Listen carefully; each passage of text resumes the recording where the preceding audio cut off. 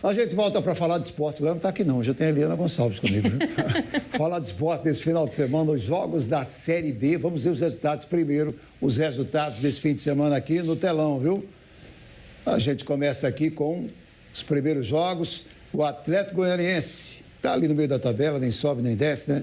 Ganhou de 2-1 do Paysandu, que praticamente está rebaixado na competição. Quem diria, o papão está fora, hein?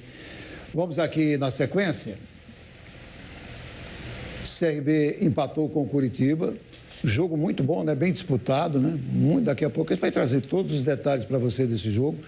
O ideal era a vitória, mas o empate ainda deixa uma pequena possibilidade. Ferroviária 0, Criciúma também 0. Ferroviária ali beirando a parte de baixo da tabela. E o Criciúma, o ideal era que tivesse vencido para entrar entre os 4. Na sequência tem mais jogos, né? Goiás perdeu para o Atlético Paranaense. Olha o Atlético Paranaense chegando aí. O Goiás deu uma queda. O Atlético Paranaense já em 4º na competição. Mais jogos aqui. Avaí, 2-1 no Atlético. No Atlético Mineiro, 2-1. O Avaí chegando na 9ª posição e ainda tendo expectativa, né? Mas está complicado. Olha o Amazonas. Ganhou de 2-0 do Cuiabá. O Amazonas na parte de baixo da tabela, há muito tempo ali na zona de rebaixamento, tentando reagir nessa reta final. Uma vitória que não fez muita diferença não, pelo Não, visto, não fez muita diferença não, mas segurou o Cuiabá. Cuiabá não... Para não subir mais um pouco, né? Não tem condição. Daqui a pouco a gente vai ver a tabela para ver como é que está a classificação. Olha o Remo estava ganhando de 1-0, estava subindo praticamente aí para a Série A do Campeonato Brasileiro. E no último minuto, um chute, uma bola desviada e a Chapecoense empatou. Bom demais para a Chapecoense, que está na 2ª posição, e o Remo, que seria o segundo, está na 3ª posição agora com esse empate. E a última aqui, o último jogo, o Operário empatou com o Vila Nova. Por coincidência, os 2 próximos adversários do CRB. Aqui no estádio Rei Pelé. Operário 2, Vila Nova 2, os dois estão ali no meio da tabela. O CRB vai pegar 2 times que não têm a menor pretensão para nada, né? Escaparam do rebaixamento, teoricamente já escaparam do rebaixamento. Estão ali só se mantendo agora. Então vai ser muito bom para o CRB. Tem tudo para conquistar 2 vitórias em casa e é o favorito jogando em casa. Vamos dar uma olhada agora que tem jogo da Série B, já os jogos que vão fechar a 35ª rodada da competição. América e Novo Horizontino. CRB com um secador aqui em cima do Novo Horizontino, para o Novo Horizontino não ganhar e não se distanciar ainda mais, né? Primeiro jogo de hoje, dessa segunda-feira. Tem mais algum jogo hoje? Tem mais um. Tem mais um. Volta Redonda e Botafogo de Ribeirão Preto. A situação dos dois é muito ruim. Vai ser no estádio Raulino de Oliveira. Falar agora do CRB, né, Lê? Vamos falar de CRB, porque o CRB já voltou para casa depois do empate sem gols contra a equipe do Coritiba. O foco do Galo agora é o Operário no próximo domingo. O elenco do CRB desembarcou na tarde deste sábado no Aeroporto Internacional Zumbi dos Palmares, após o empate sem gols com o Coritiba, líder da Série B. O jogo contra o Coxa foi realizado na noite dessa sexta, no Couto Pereira. Com o empate, o CRB agora tem 52 pontos e espera o fechamento da rodada para definir sua posição na tabela e o que deve fazer nas últimas 3 rodadas da Série B. O time do técnico Eduardo Barroca volta a campo no próximo domingo, quando enfrenta o Operário. Depois, tem também em Maceió o Vila Nova e na última rodada encara o Novo Horizontino lá em São Paulo. Para a partida contra o Operário, Barroca vai contar com a volta do zagueiro Fábio Alemão, que cumpriu suspensão pelo 3º cartão amarelo. Com uma semana cheia até o próximo jogo, o elenco regatiano ganha uns dias de folga e só volta aos treinamentos na próxima terça-feira. A CRB fez um jogo bom, né? Aliás, a CRB está tendo um desempenho bom nessa reta final, né? A impressão que se tem é que se o Barroca chegasse um pouco antes e tivesse imprimido isso que tem acontecido agora, né? Que o CRB jogando de igual para igual com muitos times. Foi o caso do Curitiba, né? O CRB não sentiu falta do alemão tanto ali na zaga. A zaga se comportou até bem, né? Pois é, agora o CRB tem que se organizar melhor para não desperdiçar esses jogos, né, Gilvan? Porque a gente sabe que o CRB precisa vencer, vencer ou vencer, para não ficar dependendo tanto dos resultados dos outros, né? Isso continua vivo, né? Bastante. Hoje ele já está dependendo, né? Então é importante que ele ganhe esses 2 jogos. Isso. Porque alguns tropeços da parte de cima da tabela vão acontecer. Aconteceram alguns empates que ajudaram bastante. Algumas derrotas que ajudaram bastante. E nessa fase que está a competição, mexe bastante. Qualquer resultado mexe bastante com a colocação dos times aí na tabela, né? E 2 vitórias seguidas, por exemplo, desses 2 jogos em casa, coloca pressão até em quem está na parte de cima da tabela, né? Isso. É o momento de você crescer nessa reta final. O CRB se complicou muito quando empatou, quando perdeu para times que teoricamente você... Poderia ter ganho. Poderia ter ganho, né? E ter esse saldo aí, né? E também lá atrás, né? No comecinho também. Se deixar para a reta final é complicado demais. Ficar dependendo de resultados, né? Gente, é muito ruim. Série B é regularidade. Isso. Campeonato em pontos corridos, não só a Série B. Campeonato em corrido, pontos corridos, você tem que ter regularidade. Pois é, tem que não adianta ganhar 2 e perder 3. Não adianta nada. Né? Ou empatar demais. Não adianta também, né? E o CRB, no começo, teve uma sequência aí de derrotas que agora ele está sentindo aí, pagando, né? Está pagando o preço aí dessas derrotas seguidas. Enfim, vamos torcer, né? Pelo Galo da Praia. Vamos lá.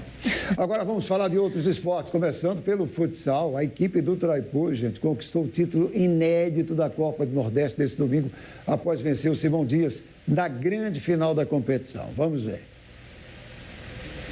O Traipu abriu o placar graças a um gol contra.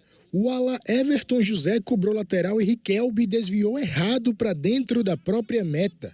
Logo em seguida, um empate com um novo gol contra. Tiaguinho tentou afastar de cabeça, mas acabou enganando o goleiro Thiago e deixou tudo igual no marcador. Ainda no primeiro tempo, a equipe alagoana ficou mais uma vez na frente do placar, após Léo Café marcar o segundo do time. O Traipu acabou ficando com 1 a menos. Juninho foi expulso após essa falta em cima de Cleiton, que precisou deixar a quadra com um sangramento no nariz. Mesmo em inferioridade numérica, o Traipu ampliou com Léo Café, que recebeu pela direita e mandou no canto de Ureia. 3 a 1. O time sergipano descontou. Denner driblou Biel, que mandou para o fundo das redes. 3 a 2.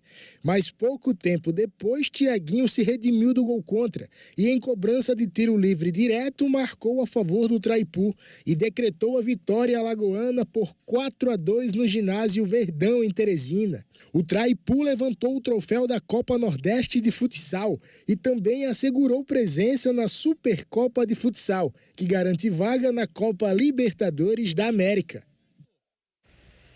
Gente, que campanha, né, do Traipu, que ano o Traipu vem fazendo. É muito legal, né? isso.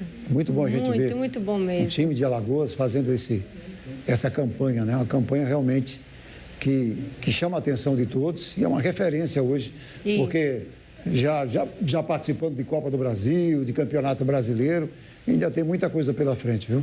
Muita. Realmente é um orgulho muito grande. Que os meninos cresçam bastante, né, É importante demais. Falar de vôlei agora, né? Exatamente, porque teve a Taça Maurício Borges Sub-19 lá no ginásio da UFAL, gente. O evento serve como uma boa vitrine para os atletas conquistarem uma carreira no esporte. Vamos ver como foi a competição. 9 equipes dos estados de Alagoas, Sergipe e Pernambuco disputaram a categoria Sub-19. O sucesso da Taça Maurício Borges tem chamado a atenção de grandes clubes do país. Já fui procurado por muito mais estados. Ceará já me procurou, Paraíba, Rio Grande do Norte, Sergipe, Alagoas, Bahia, Minas Gerais e Distrito Federal também já pediram vaga. Além dos grandes jogos, a Taça Maurício Borges também revela atletas para o cenário nacional. Em algumas edições, o próprio Maurício Borges, que era da seleção brasileira, participou também. Ele fica de olho em atletas. O Matheus Celestino, que também foi seleção brasileira e joga hoje em Minas Gerais no Praia Clube, também fica de olho nos atletas e vem convidar também para fazer testes, entre outras situações.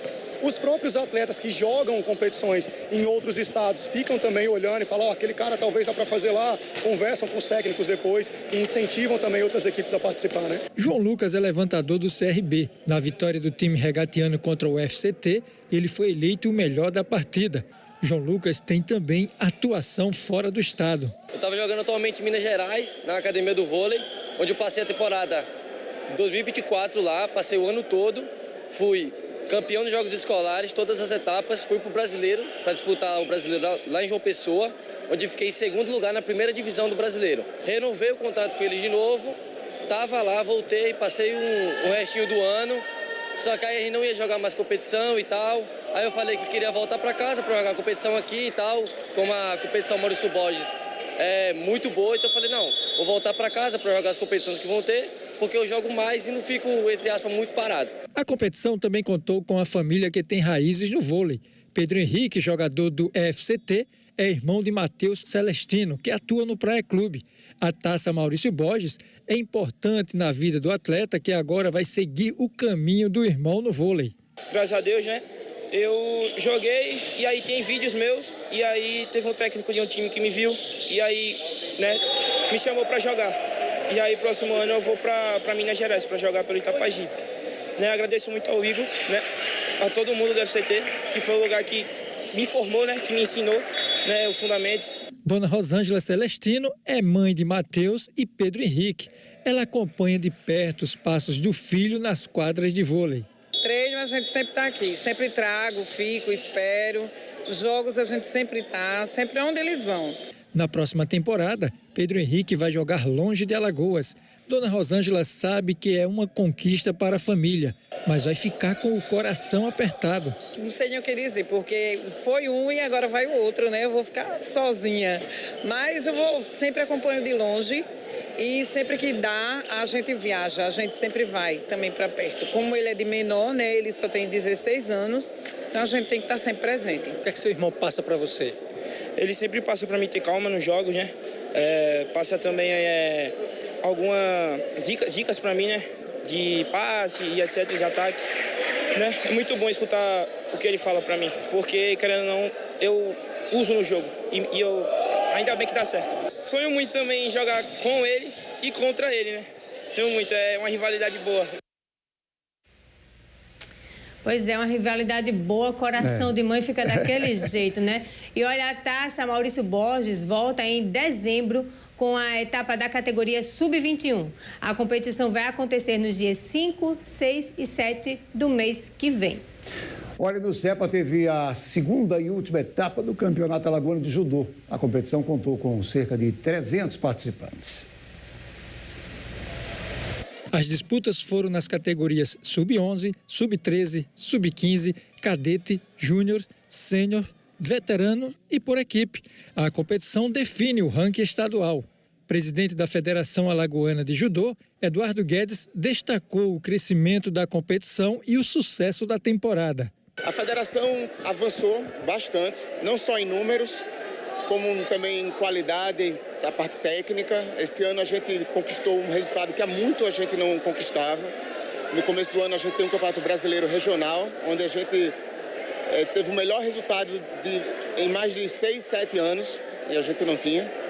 Também temos medalhista em campeonato brasileiro no final, campeonato que foi realizado em João Pessoa, Sub-13, Sub-15. Temos uma vice-campeã sul-americana aqui, que conquistou essa medalha lá no Paraguai há 2 semanas atrás. Então, assim, a gente está se unindo como federação, os clubes estão crescendo e a federação tem logrado muito êxito com isso. A judoca Michaele Tavares foi medalha de prata no Sul-Americano de Judô, categoria Sub-13, disputado no Paraguai. No estadual, ela confirmou o favoritismo e conquistou o bicampeonato. Eu lutei contra uma menina do Faixas Preta, eu lutei 2 vezes com ela. Aí depois eu lutei com uma dos Samurais, que é o meu clube. Aí as 3 vezes que eu lutei, eu ganhei as 3. Aí eu fiquei em primeiro lugar. Foi uma história muito contente e muito feliz. Outro campeão da segunda etapa foi Gustavo Dourado, que comemorou o primeiro lugar na categoria até 63 quilos cadete. Em 2025 ainda tem outra luta, mas a cabeça já está no próximo ano. 2026 tem muita competição ainda para vir. Brasileiro, essa seletiva de novo. Mais 3 campeonatos alagoanos, geralmente, que tem. Esse foi a penúltima, tem mais uma seletiva nacional lá em São Paulo. Treinando muito também para poder ser campeão lá. O esporte é isso, hein? O esporte é isso. Foi bom demais o final de semana, viu, aqui no Esporte de Alagoas.